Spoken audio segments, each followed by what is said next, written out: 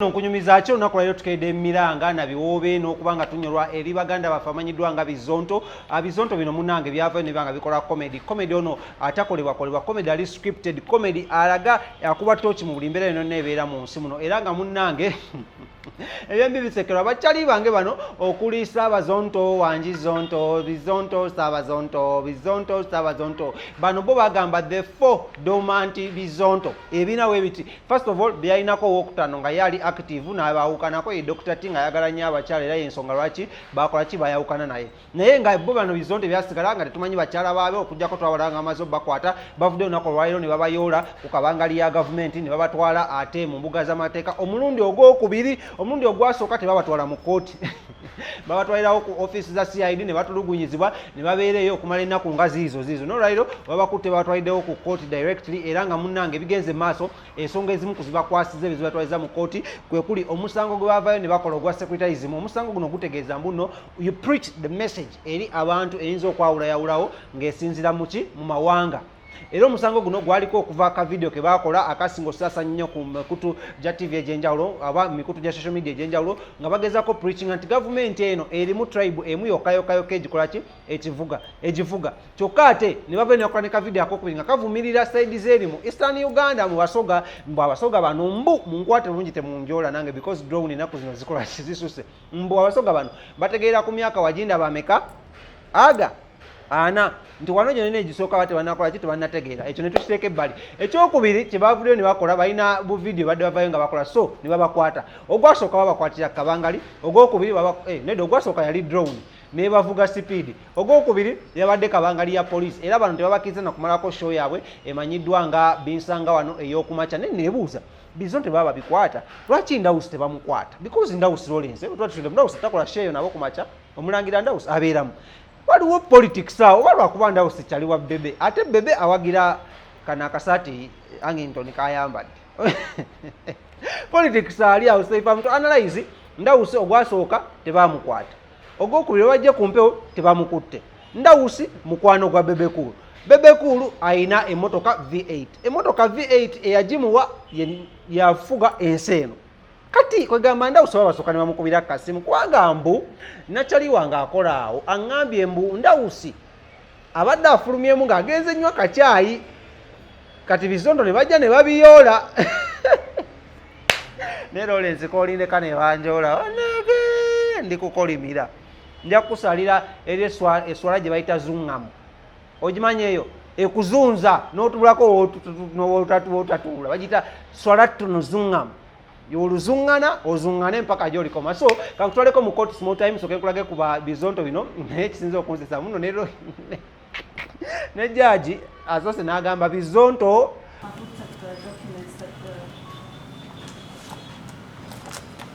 the lawyers of the applicants have provided before court in their bail application.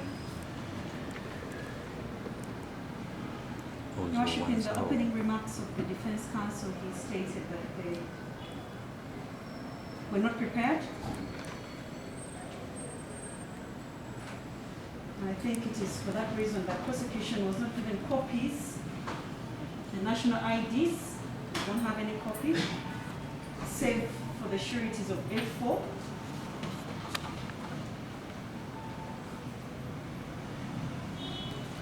Worship, in the unpreparedness of the sureties, we have also noted that the third applicant's second surety did not bring an LC letter introducing her before court. The two sureties for F4 have also not brought any introductory letters from the area LCs,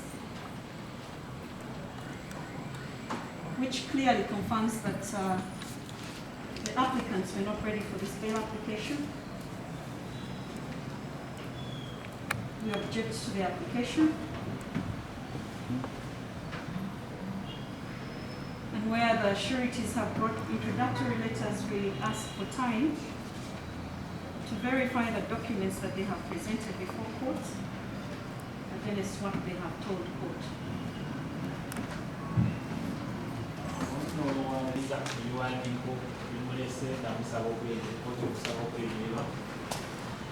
era nga olugoba lutegeeza nti nga yinza wammwe asobola okwogera mu kooti agambe babadde beetegefu era nga mu ekyo butali bwetegefu temusobodde looya wabwe tasobodde bawa biwandiiko okuseoko naddala mwali owokusatu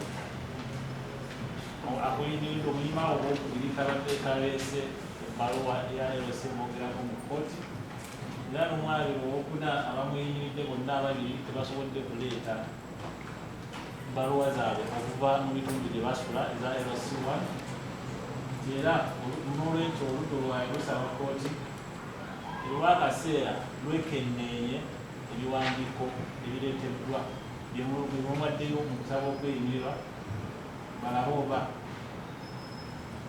bituufu. Your Honor, I'll be brief in legal has raised a few issues.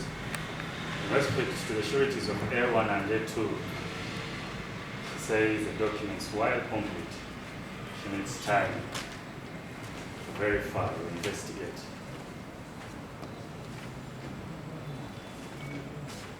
Your Honor, we wonder what nature of investigations the state will undertake to go beyond the national ID that's given here. All the sureties that have been presented. What you said to verify, not to investigate. Oh, that's what I meant. Most of that. Your Honor, the other persons that have not been able to present documents, the sureties that have not been able to present LC letters, they have presented the most compelling identification document we have in this country, and that is their national ID. There is no letter, any LC, that can supersede a national ID. All the copies of the originals of the national ID have been presented and are with court. Therefore, in the interest of justice, Your Honor, we pray that the accused persons be granted bail. And as I have earlier submitted, the accused persons can even be released by this court on their own cognizance, with or without sureties. In these circumstances, their sureties have presented their symbol of identification and are willing to comply with further directions by this court.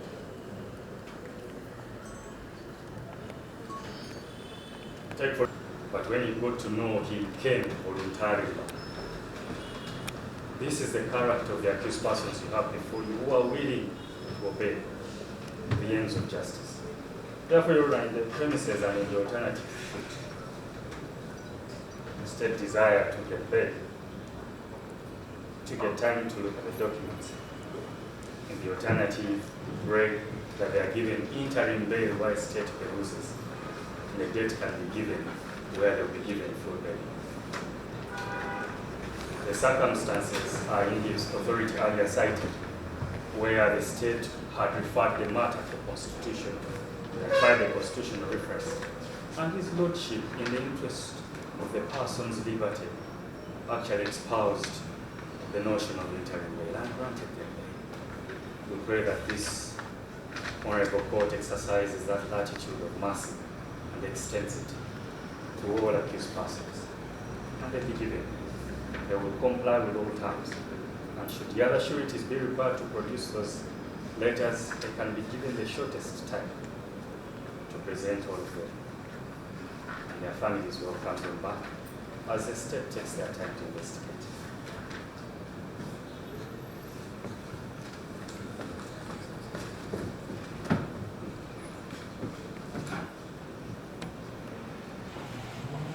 The application premises on the constitutional provisions, especially Article 28 and 23 of the Constitution. Now, these are provisions that enjoin courts of law to treat all accused persons as innocent until proven guilty, and also these are provisions that grant them the right to apply to be released on bail pending the determination of the charges against them. The offense charge is one that is bailable by this court, and the accused persons have presented sureties whom the court deems and finds to be substantial.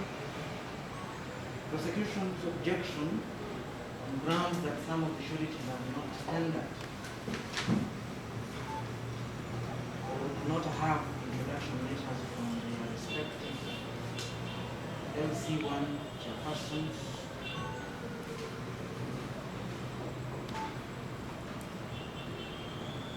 The prosecution's objection rests in failure by some of the sureties to present introduction letters from the LC1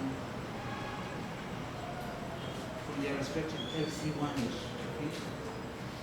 However, considering that all the sureties presented by the persons have national IDs, I would agree with counsel for the two persons that there is nothing more compelling. There is nothing more compelling than a national ID, and I will accept his submission that the failure by the sureties to present LC1 national letters can be cured by the presence of the national ID. So the court accepts all the sureties presented by the persons and finds them substantial, and accordingly grants bail on the following terms to all the four accused. A cash bail of 100,000 shillings each, and a non-cash, the sureties are each wanted non-cash, the amount of 500,000 shillings. The sureties. On the matter, if the debt is convenient to all the parties, is adjourned to the 8th of February. Abantu bamwe bamanyi obulungi Bizonto yerinnya lye baalonda nammwe limumanyi, balina amannya agaabwe. Ebyo Bizonto baaba abaami baleeteddwa mu kkooti olunaku olwaleero. Nja kujjukira bulungi nti omwaka oguwedde baabakwata nga bagamba waliwo obutambi bwe baaweereza bwe baatambuza nga bongera okwawulayawula mu mawanga, promoting sectarianism. Meseji yaabwe oba okwogera kwabwe kwalimu kyekubiira nga kulina abantu abamu ab'eggwanga erimu bekulumba nga bagamba bo mu kulaba okwabwe ebifo byonna eby'amaanyi era eby'omuggundu byaweebwa abantu b'amawanga bava mu ggwanga lyerimu. Nsonga eyo message teyatwalibwa bulungi era tekyalabika bulungi. Gavumenti n'egamba abantu bano katubakwate, bwe babakwata bajja kwennyonnyolako lwaki boogera ebintu ebifaananako bwe biti. Olwaleero we baleeteddwa mu kkooti badde bali bakusomerwa musango ogwo mulundi ogusooka. Kkooti we basomedde emisango egyo ne bajeegaana ne bagamba bo tebaawulayawulangako mu mawanga era teri message n'emu gye baali bafulumizza ng'egenderera kukola ekyo. Tuvudde awo ne tusaba kkooti ebate kubanga omuwaabi wa gavumenti atutegeezezza nti bakyetaaga obudde obunoonyereza. Ntegeeza nti we guba guli bwe gutyo. Tusaba kkooti ebeere ya kisa egira ebata bavujjirire abaana abali ewaka basobole n'okuzaayo abaabwe mu masomero baakagaggulawo, basobole n'okulaba engeri gye bafuna ekigulira magala eddiba. Tuwadde ensonga nnyingi mu kkooti era ababeeyimirira ne bajja bangi. Kkooti n'etunuulira ebiwandiiko bye bawaddeyo n'esinziira ne ku ndagamuntu zaabwe egamba ewaawo bano abantu bavunaanyizibwa era basaanidde okweyimirira abaami bano. Kkooti kwesinzidde n'egamba nti ebatadde essaawa eno bagira bakyabeera ebweru. Gavumenti yeetegeke bulungi, omusango gujja kuddamu okuwulirwa mu mwezi ogwokuna mu April nga 8. Olwo oba oliawo gavumenti enaaba emaliriza okunoonyereza oba banaaleeta obujulizi. Bwe bali buleeta tuli bulaba ne tulaba engeri gye tubakiikiririra mu kkooti okulaba nga bafuna eddembe lyabwe oba okubayamba okutuusaayo okwewozaako kwabwe eri kkooti. Mu bimpimpi bye bibaddewo mu kkooti badde ne bapulida bannange bano era nammwe mwebale n'abeeyimiridde abo abaami kubanga kizze mu kaseera nga batutegeezezza kupapa mu bwangu kweko okupapa ne tulaba nga obwenkanya butuukirizibwa era kkooti etubeeredde ya kisa nnyo n'ekola obwenkanya obusukkiridde okugira nga ebawa akalembereza bagire nga balya butaala oba oliawo singa emisango gina bakamuvyeyo mu maaso nga baleese obujulizi walibawo okusalawo okwenjawulo naye essaawa eno tewali bujulizi bumala kubateekako oba kubagyetekako gasanga ago era bakyagira bajja butaala.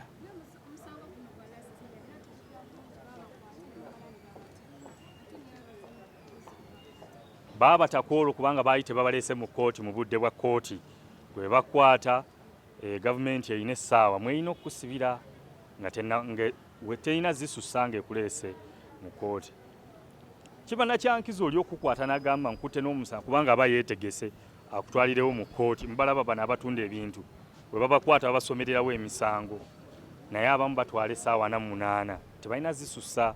Bwe baazisussa bapuliida kwe kujja ne basaba kkooti eragire abapoliisi babate kubanga tebabateekako mu musango ng'amateeka bwe galagira mu budde obwetaagisa kwe kubata ebiseera ebyo. Naye tekyategeeza nti omusango ukoze eki guvuddewo. Gavumenti kyava yeetegeka olwaleero ne babaleeta ne babakwata olwo ne babaleeta mu kkooti olwaleero nga beetegese. Era okubata babatadde kakalu ka kkooti. Babagambye buli omu asasula emitwalo 10 egya buliwo n'emitwalo 5 nga gyo si gya buliwo. Amanya nze Lutalo Derrick, kola ne Luzige Vegan Company Advocates, kola ne mu kitongole ekya Network of Public Interest Lawyers. Ne bannange Kabeyanjule omu ku omu